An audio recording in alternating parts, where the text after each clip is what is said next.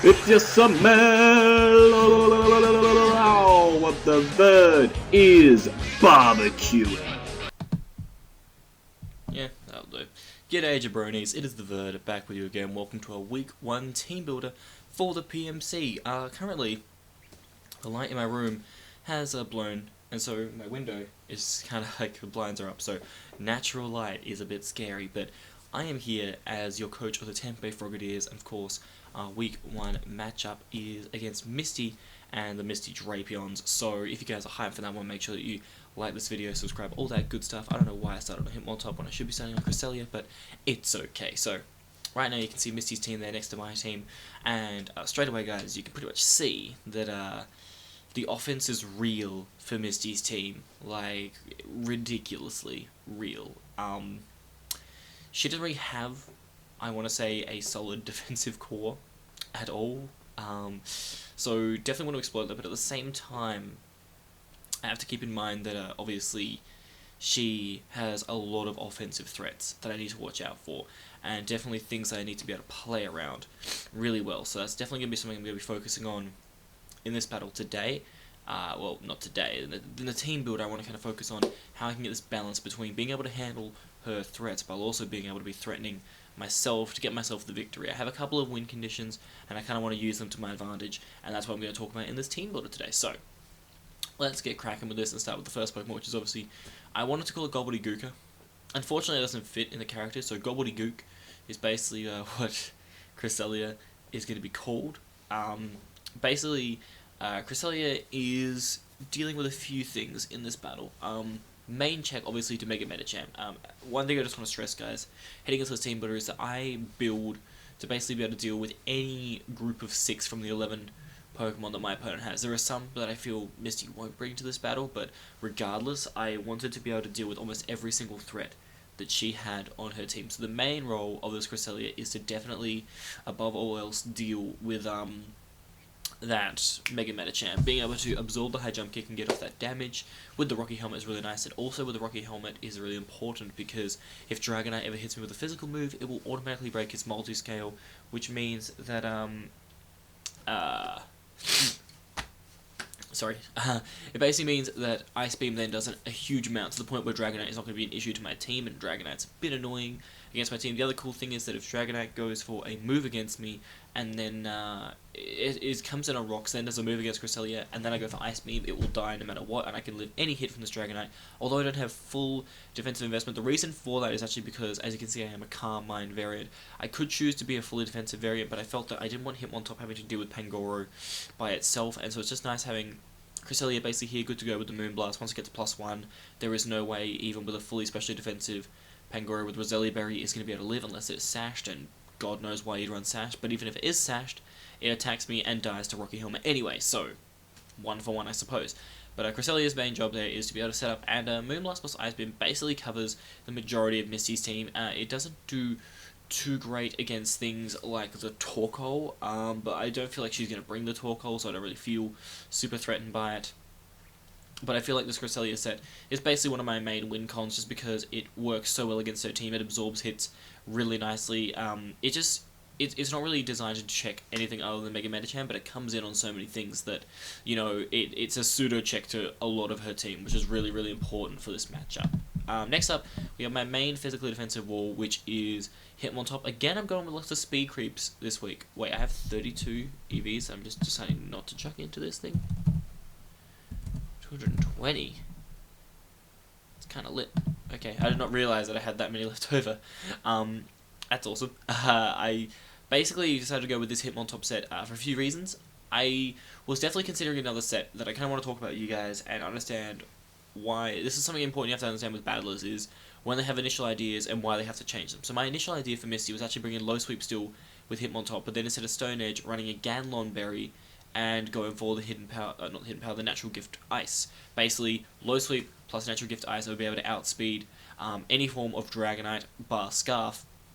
I'd be able to kill it right there, right now. So that would have been amazing, but the reason why I scrapped that idea was because if you look at my team, my best switch into a Drapion is my Hitmontop, and Drapion's move of choice is going to be Knockoff. So if she does bring the Drapion and uses it early game, I'm going to be forced to go to my Hitmontop, and if I get my item knocked off, straight away, it means that whole strategy to be able to deal with Dragonite is out the window. So I felt because Hitmontop had to be the main switch into Drapion, because my rest of my team didn't really do it too well. Nidoqueen could have, but I didn't really want to use Nidoqueen that way this week. I felt that Hitmontop, it was just safer to give it Stone Edge, because after I break the multi-scale, it's still a 2-hit KO on the Dragonite, and Low Sweep is still a really nice move. Basically, Low Sweep, the reason why it's so good in this matchup is because it allows Hitmontop to actually deal with a lot of her threats. For instance, it 2-hit KOs Mamoswine. I can get a good hit off against Dragonite to break the multi-scale, and then Stone Edge is a 2-hit KO on that. It just allows me to hit a lot of her team. I basically designed this thing to basically speed creep after a low sweep, Jolly base 80 speed mons, because that's actually the main group of Pokemon that she has, so I definitely want to take advantage of that. And his main job, though, is coming in on things like the Dragonite, the Mamoswine, the Pangoro, if I need to, if Cresselia hasn't set up yet. But there's not going to be most times Cresselia is probably going to be set up with one Carmine when Pangoro comes in. Also has to deal with, what's it called? I forgot its name. It's also a pseudo physically offensive Electivire check. I have a specially offensive Electivire check too, but this one's basically the thing is Intimidate is just really nice, and Rocky Helmet is there again because of that Dragonite. If I can break that multi-scale straight away and then be able to get off that Stone Edge, it means that Dragonite's down at half and can be picked off by my Braviary or my Cresselia, which is just really nice for my team to be able to do that. Next up, we have another kind of bulky mon, but this one has very smart purpose to it. So China, my Nidoqueen this week, main purpose is it's probably going to be my dedicated lead. Basically, if she doesn't bring the Starmie and she doesn't bring Torkoal, I mean, it's more likely she won't bring Torkoal, she might bring Starmie. But the thing is that my Nidoqueen can pretty safely get up Rocks turn 1. There isn't really a Pokemon on my opponent's team that scares me, lead matchup wise. Obviously, Mega Medicham, if she leaves with that, I have a safe switch into my Cresselia. It's not really a big deal. I have a lot of really safe switch-ins to a lot of the threats to Nidoqueen, and the rest of them I can just quite safely with my Sugar Berry take the hit and either go for the kill straight away or go for the rocks. Rocks are obviously important. The main reason rocks are important is because Staraptor is a terrifying Pokemon to deal with, and Dragonite getting its multi-scale broken is really, really nice. So there's definitely that element to it all, but at the same time, being able to kill some of the bigger threats could also be important. But I feel that 9 times out of 10, if I'm in a lead matchup that I prefer, for instance, if she leads with a Diancie, trying to get up her hazards, because Misty does have a habit of leading with her hazard setter, and the thing is, the majority of her hazard setters can't beat this Nidoqueen one-on-one. For instance, if she leads Mamoswine, we might just trade rocks, and that's fine by me, because then I can just go straight out to my Hitmontop and spin them away, because she doesn't have a Ghost type. So I definitely feel like it can give me a lot of momentum, and I do feel like it is the strongest choice for my team. Obviously, Earth Power and Ice Beam are amazing, because if you look at her team, it's pretty much ideal coverage for everything. Nothing resists that combination of moves, which is awesome. I don't have any speed investment in this Nidoqueen, because I feel like it's not super necessary, because I really need the Spadef to be able to take, I can take a few hits from the special attackers, like Electivire, Psychic and whatnot, but I also need the defense to be able to take like Earthquakes and stuff, not relying on the Sugar Berry to be able to do that shit. So I felt like just losing it out of speed was fair, because I wanted the attack investment for my last move being Sucker Punch. Now, Sucker Punch is really important, guys, because not only is it going to be able to hit a few of her team members quite hard, the main purpose is for Starmie. It basically means that if she brings an offensive Starmie, it can't come in on Nidoqueen anyway, because like Earth Power will decimate it. But if Starmie's come in and taken some prior damage from something else on my team, I can just go for the Sucker Punch there to prevent the spin and be able to kill it right then, which would be amazing if I could do that, because I mean, Misty's probably not going to expect Sucker Punch on Nidoqueen. It doesn't really make sense for me to bring it, but I feel like it's going to work for me in this situation, because I don't want to allow her to get a free spin against a lot of my mons.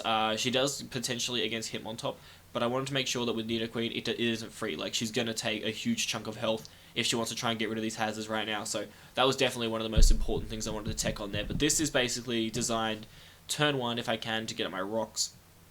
But it also comes in really nicely on things like Diancie, and can take advantage of that and get up the hazard. So it's just very solid mon in general. The other cool thing is, with this investment that I've given it, it can take a Banded Adamant EQ from Dragonite, just swallow it whole, and then Ice Beam, even with the multi-scale up, does like over half. So that's really important again for Nidoqueen to be able to do stuff like that for the team. Moving on, we have Gold Dust, the beautiful Florges that you see here. I'm rocking a Pixie Plate this weekend. It's a really weird set, so I kind of want to go through my mindset of this set again. So initially, I actually had it with max special attack, and then a bit of bulk. And it was actually specs, because if you look at Misty's team, her only fairy resist on her entire team is Torkoal, which is really, really nice. But when I thought about it a bit more, I was like, yeah, her only fairy resist is Torkoal, but she has a lot of Pokemon that also match up really well, generally, against a fairy type. So, at the same time, it was like, well, maybe it's not the best idea. I was really tossing up between Hidden Power Ground and Calm Mind, because the more I thought about it, Calm Mind Florges puts in a lot of work against this team, but I decided against it. The other main thing as well is the 212 HP investment is basically there because it allows Florges to be able to outspeed Pangoro. Only way it doesn't outspeed Pangoro is if Pangoro was Scarf, but I doubt that's going to happen. It's just a really important amount. I could obviously run this floor just Timid, but I feel like Timid is taking away from the power that Pixie Plate Moonblast is going to give, because even with just 92 special attack with the Pixie Plate boost, it's doing an absolute ton to a lot of her walls. And the added bulk here is really nice, because not only can I pass big wishes, but it also means I can do some serious damage to a lot of her team. The combination of Moonblast plus Hidden Power Ground basically hits everything super hard on her entire roster, which is really, really nice. I like that a lot. And being able to Wish and Heal Bell is going to be really solid for my team too, especially for my Hitmontop and Cresselia, with the recovery on them being paramount if I want to be able to deal with her walls consistently. It could also really be nice for Nidoqueen, say against, like, if Drapion comes in, I've just gone for a Wish, I can pass out to Nidoqueen, easily drink that up, and then be able to, you know, go for a powerful Earth Power if I need to. So, Florges is really nice with that utility that it can bring to my team, and I feel that although I really wanted to bring the super offensive set, I still think 92 special attack Modest with the Pixie Plate is going to do a hell of a lot of damage, so I'm very much looking forward to rocking with Goldust this week. Next up we have Heatran, my pappy. I'm your pappy, but the reason why he's got this set is, okay, so I kind of got to go with a little backstory here. So, initially, in my team, Heatran was not here. It was actually Mega Absol that was here instead. The main reason for that was because I was running like a Willow SD set, and I thought, yeah, this would be great. You know, Drapion, only check really to Absol on her entire team, can come in, get burned, I can set up, easy, happy days, win, win, win. But the more that I thought about it, I was like, well, yeah, it's decent in the matchup. However, it's not as good as I was hoping it would be, because I didn't really have a switch in other than my Cresselia to Banded Staraptor. Banded Staraptor is a problem, guys. Obviously for my team, I have a Lantern and stuff, but it's like the dual stab is very nice, and my Steel type, being Heatran, isn't like defensive enough really to take it on anyway. Like if I was a fully defensive Heatran, maybe I could avoid getting to it KO'd, but you really need like a super solid defensive wall. Like, so Banded Staraptor is just terrifying. So the way I did it was I was like, okay, I'm gonna bring in a Heatran that can take the Brave Bird plus. Basically, it's a scout. Okay, so its main job is not to be a powerful sweeper and whatnot. It is a possible win con in the back, but its main job, honestly, is just to be able to come in on the Staraptor and scout the damage. This basically will allow me to see exactly what Staraptor set that she is, and I can go from there, because if she is not Reckless, Adamant, Banded, then my Cresselia probably doesn't have to worry too much. But then again, if she is Jolly Banded, it is still a problem. But if she is not Banded at all, even if she is Adamant Scarf, that is not a problem to my team. Definitely feel like I may be over-prepping for this, because Absol does really match up well against it, but I feel like Heatran is also really nice because it has access to the Flame Charge, and I can go for Flame Charge plus Dark Pulse with this Life Orb set, and we'll be able to take out that Starmie, preventing it from being able to spin away the possible hazards that can get up. So that's really important too. I have Hidden Power Ice, which even with a multi-scale up does like half to Dragonite. I have Earth Power because it's just amazing coverage for her team. It plows through a lot of her defensive Pokemon, as well as a lot of the offensive ones, and especially after I get the Flame Charge boost, I outspeed everything on her team naturally, so it'll be really important if I can get that going. But then again, it is also the fact that Heatran is, by all means, probably the biggest sack I have on my team. It's not really necessary to me winning this battle, but it's definitely a integral member for the fact that it has to scout and has the ability to break down things like the Starmie really well, so definitely keeping that in mind. And like I said, Heatran is a sack, and that can allow this thing to come in and become a huge threat. So I am bringing in Adamant Scarfed Braviary. Basically, I wanted something to definitely outspeed her entire team. I didn't want to have to rely on Low Sweep or Flame Charge to be able to outspeed. I wanted something definitively that could do it. I basically just had to make it Adamant with max speed. I didn't initially because I just wanted to speed creep Starmie, but I decided against that because I wanted to be able to outspeed, or I wanted to be able to speed tie at least Adamant +1 Dragonite, to basically, because I know I can live 1 E-speed, so that it would come down to a possible speed tie. And one thing I really like with these Braviary is the fact that it has Retaliate. Now, if you don't know, Retaliate is basically a base 70 move, but if a Pokemon is fainted on the last turn, its power actually doubles. So I really wanted to go with that move this time around, because, see, Bird Spam against her team is amazing, because there are only 2 resists, Electivire and Diancie, which I don't really care about, because, quite frankly, Diancie I have Steel Wing for. Shift Force Steel Wing to a fully defensive Diancie is still doing about 70%, so after it takes one Brave Bird, it won't be able to heal enough to be able to take a Steel Wing next time I come in, so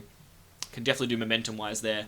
I have the U-Turn, which is just incredible utility, regardless. I was tempted to bring the Superpower because obviously Mamoswine is a thing, but then again, if Mamoswine's in against me, it's probably just going to go for Ice Shard, so it's like, what's the point? I could just go out to my Hitmontop pretty safely. Obviously, this thing really appreciates hazards not being up on my side, so that's why I have the Hitmontop this time around, but Brave Bird basically just spams and destroys her team, and the Retaliate's just really nice late game when I'm having to choose sacks against certain things, and I can just go into Braviary and say, well, I'm about to get a kill with this thing.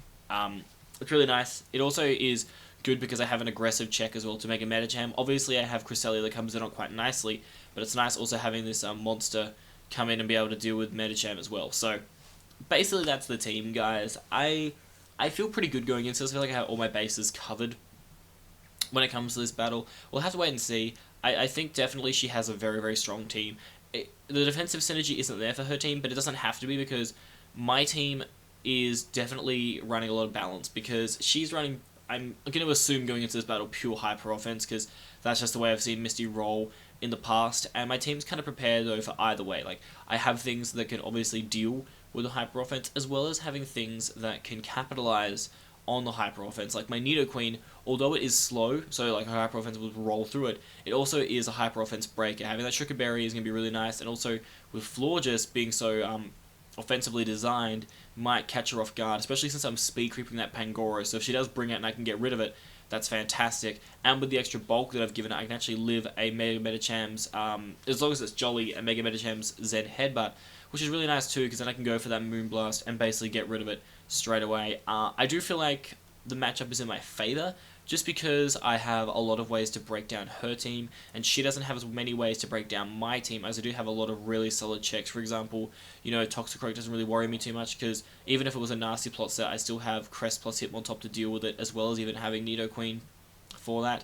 Drapion isn't a big deal, because Hitmontop walls that, and I also have Nidoqueen as a pseudo check, being able to eat up one hit, no matter what it is from Drapion, and then kill it with Earth Power, which is really nice. Dragonite is obviously an issue, but then again, the fact that now I have the extra bulk in floor just means I can take any hit from a +1 Adamant Dragonite. Even if it was an Iron Head, I can actually take it quite nicely, because Earthquake from Dragonite is only doing a maximum of about 40%. So, it's pretty nice, and definitely being able to kill that thing is going to be super important. Hopefully we can get the job done and get the result. I don't know. I'm always going to be nervous going into this first week, but luckily I don't have to be too nervous because I've got the best coach in the world who's going to be taking care of this team, and that will be TheVerd Incarnate. His promo for Twisted Misty will be coming up probably tomorrow, or rather today with the Teambuilder. We'll have to wait and see, but definitely feel really good about this team. But let me know in the comment section, guys, how you feel about this team. Obviously, I feel like the MVP this week is probably going to be Cress, just because, like, if you look at her team, if she doesn't bring Drapion, Cress practically just wins. It has phenomenal matchup against the majority of her team. They can't really do too much to it, especially if, yeah, Torkoal and Drapion both don't come. I'm going to be very happy. I'll be kicking myself not running the Ganlon on Hitmontop if Drapion isn't there, but I'll still be very happy to not see. Drapion is like, it's not a Pokemon that destroys my team. It's just an annoying Pokemon, because it prevents my Cresselia from just winning straight away, and it forces my Hitmontop to 1, lose its Rocky Helmet, and 2, you know, have to spin away, like, maybe... See, I won't really worry too much about Toxic Spikes, because obviously I have the Nidoqueen to deal with that, so that's not too big of a deal. But like I said, I'm going to lead with the Nidoqueen. I can basically take anything on that my opponent brings. If she leads Starmie, then I can go straight up to my Cresselia, or straight up to my Florges. I have definitely a few options there when it comes to that. If she leads Mega Medicham, I can just go straight out to Cresselia. It deals with it quite nicely. And then basically everything else on her team that she leads with, I do not mind going up against. If she leads with things like the Dragonite, I may be inclined to just go immediately for damage. The reason for that, though, guys, is because rocks are phenomenal against her team, don't get me wrong, but rocks are designed to hurt things like the Dragonite. So if I'm able to just get damage on the Dragonite straight away and avoid it from being able to set up and destroy my team, that's going to be really important. For instance, like, you know, if Dragonite actually goes for a Dragon Dance turn 1, expecting me to switch out and I go for that Ice Beam breaking the multiscale, then I know I can live a +1 EQ, and if he goes for Outrage to lock himself into, I can just go straight out to Floor just afterwards and get the kill, and then Dragonite, one of the biggest threats on my opponent's team, is out of the way by turn 3, which is fantastic. Like, I'd lose my Nidoqueen in the process, and I wouldn't be able to get up rocks, as then Staraptor could be an issue. But then again, what you also have to factor in is Florges' Rocky Helmet. Not Florges, Cresselia's Rocky Helmet. Now, this is really important, guys, because with Cresselia's Rocky Helmet, it means that if Staraptor got the maximum amount of damage that it could do, which is actually an Adamant Reckless Brave Bird doing 70%, Staraptor is going to be taking over half damage from Recoil and Rocky Helmet alone. Which basically means that's why Heatran's designed to come in here. Because Heatran can scout the damage, and then knowing how much it is, if I sack off Heatran there, I can go into my Cresselia. And if Staraptor is around, say, 70%-ish, then basically he can go for the, well, she can go for the Double Edge or the Brave Bird. It won't be able to kill me, and I can get off a Moonlight. And then basically, from all the recoil that's happening, Staraptor is going to die before it kills me, and I can get my health back and be at a solid amount of HP. But what I don't want to do is switch in Cresselia on Staraptor unless I know that I can take the hits. That's going to be the big issue, but at the same time, I can definitely get a lot of pressure on the Staraptor too, to the point where I could even, you know, when it wants to kill itself, go for a Calm Mind and definitely take a lot of advantage in the battle. So, it's not the easiest way to deal with it, but then again, my team doesn't really just match up well against Staraptor. It's just how it is. But I do feel confident about the team. I definitely feel like my win con is Cresselia, but I also feel like Kurt Angle in the back could be getting a sweep late game. But again, like I said, let me know what you guys think of this team. Like this video, subscribe to the channel, and comment down below, like I said, about who you feel is going to be the most important member. And if there was, pardon me, anything you could change about this team, let me know what you think it would be. Another thing that people might talk about in the comment section being like, oh, why don't you have Toxic on Hitmontop? There's a very good chance you'll run Lumberry. I don't know if Misty knows too well how to use Dragonite, but there's a good chance that she'll chuck on the Lumberry, and so being able to go for like the low sweep plus Stone Edge is a lot more important. Especially, like, I mean, she could have the possibility of being Weakness Policy, but even then if she was Weakness Policy, I'm not really too worried about it, because after the Stone Edge damage, I could still come in with possibly Florges or Cresselia, kind of play around them that way, and definitely be able to deal with it. I feel like the important thing is just that with this low sweep as well, just to drop that speed, because it allows Braviary to become a bit more of a threat too. So that's going to do it for me though, guys. Thank you so much for watching. Expect a promo from TheVerd Incarnate soon, and then the battle will be up after that. But anyway, guys, as you